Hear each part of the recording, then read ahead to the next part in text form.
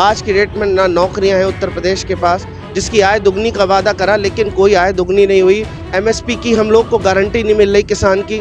90 किसानों के ऊपर फर्जी मुकदमा लगवाने का काम करवाते हैं। गौशाला का प्रबंध जो कहने पे है लेकिन हो नहीं रहा है। कोई अगर इस पे सच में विचार करे, कोई इसमें सच में सोचे। सत्ता हासिल करने के लोगों की नजर लगी। समाजवाद की विचारधारा को आगे बढ़ाने के लिए समाजवादी पार्टी की नींव पड़ी। समाजवादी हमेशा सौहार्द की बात करती है।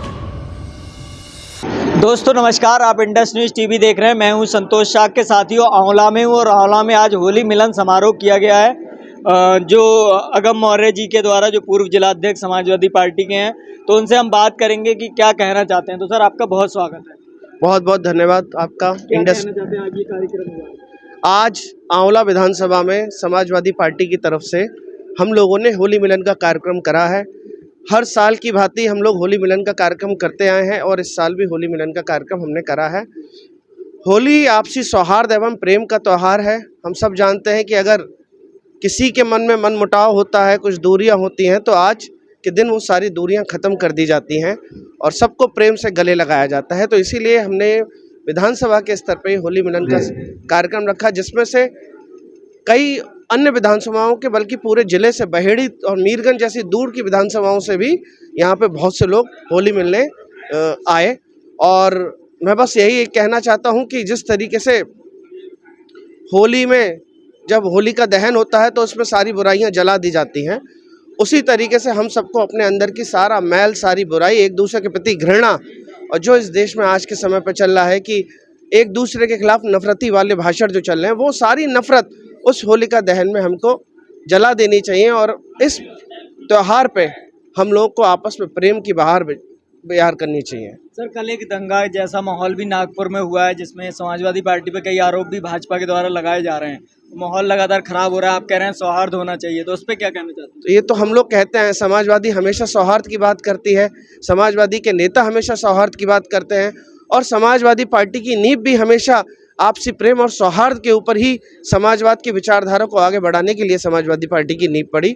मैं बस आप लोगों से इतना कहना चाहता हूं कि देश और विदेश में जो भी ये दंगा वगैरह होता है वो कराया जाता है और इसमें जानबूझ के कुछ लोग इस आग में घी डालकर इसको बढ़ावा देने का काम करते हैं, क्योंकि बहुत से ऐसी पार्टियां हैं जो इस आग में घी डाल के अपनी राजनीतिक सत्ता को चलाए रखना चाहते हैं, लेकिन समाजवादी पार्टी पूर्ण जोर से इसका विरोध करती है। हम लोग हमेशा समाजवाद और प्रेम को बढ़ाने का हमेशा संदेश देते हैं।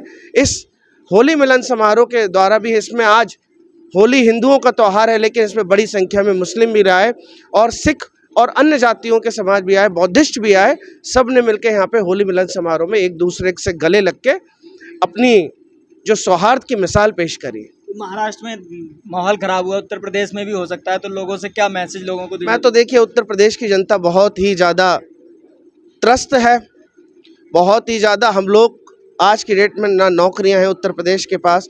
उत्तर प्रदेश में जो किसान है वो आज बड़ी गंभीर दशा में है, जिसकी आय दुगनी का वादा करा लेकिन कोई आय दुगनी नहीं हुई।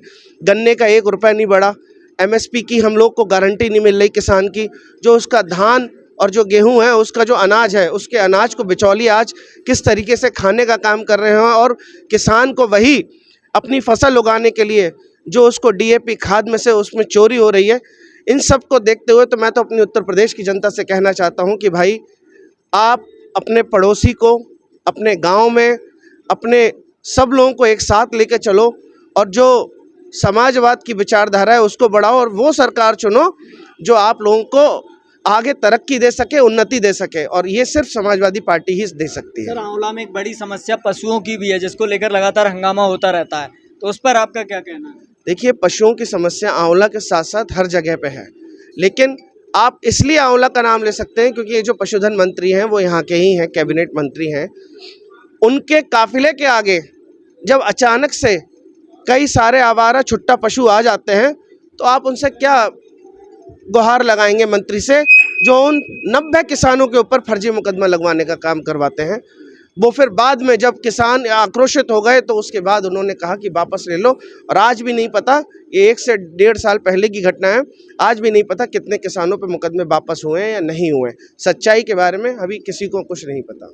आप लोग उसको लेके क्या करेंगे अगर आपकी सरकार बनती है? देखिए, हम लोगों ने पहले भी कहा, राष्ट्रीय अध्यक्ष जी ने, हमारे जो समाजवादी पार्टी के अखिलेश जी ने, उन्होंने पहले भी कहा है कि अगर समाजवादी पार्टी की सरकार बनती है तो सबसे पहले किसानों का जो ये मुद्दा है, बड़ा मुद्दा है आवारा छुट्टा पशुओं का, उसके लिए आज जो इन्होंने गौशाला का प्रबंध जो कहने पे है लेकिन हो नहीं रहा है।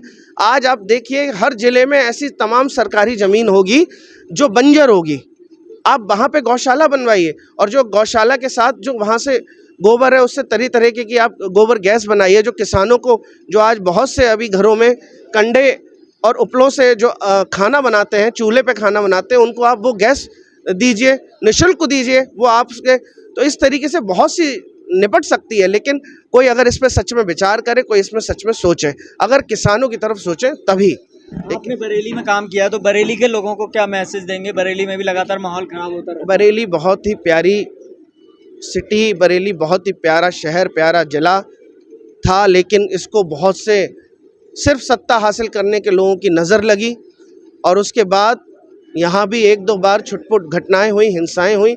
मैं लेकिन आज भी जानता हूँ कि बरेली में किस तरीके से सब लोग एकजुट रहते हैं पूरे ज़िले में। किसी विधानसभा की बात कर लो आप, गांव देहात में तो सब एकजुट हैं ही, हम लोग शहर में भी, बरेली शहर में भी लोग आपस में बहुत एकजुट रहते हैं। अभी आप देखिए, होली पे कितने प्यार से पूरा सब एक तरफा माहौल बना, सब लोगों ने, उस दिन जुमे का दिन था, लेकिन और होली दोपहर तक चलती है, शाम तक चलती है, और जो नमाज का समय उन्होंने बदला, तो ये आपसी भाईचारे की मिसाल बरेली वालों ने देने का काम करा है। मैं तो यही संदेश देना चाहता हूँ, और उनसे आग्रह भी करता हूँ कि जो ये आपने संदेश दिया इसको आगे तक बढ़ाएं। और हम सब लोग सभी से कहना चाहेंगे, अपने हिंदू भाइयों से भी कहना चाहता है कि एक से दूसरे का हाथ पकड़ के, एक हाथ दो साथी का पकड़ के चलने का काम करें, आप हमेशा सफल होने का काम करें। दोस्तों, ये थे हमारे साथ अगम मौर्य जी, जिनका कहना है कि भाईचारे के साथ रहें और मिलजुल कर काम करें। आज होली मिलन पर वो यही मैसेज देना चाहते हैं। तो सर, हमसे बात करने के लिए बहुत बहुत धन्यवाद इंडस न्यूज़ का भी।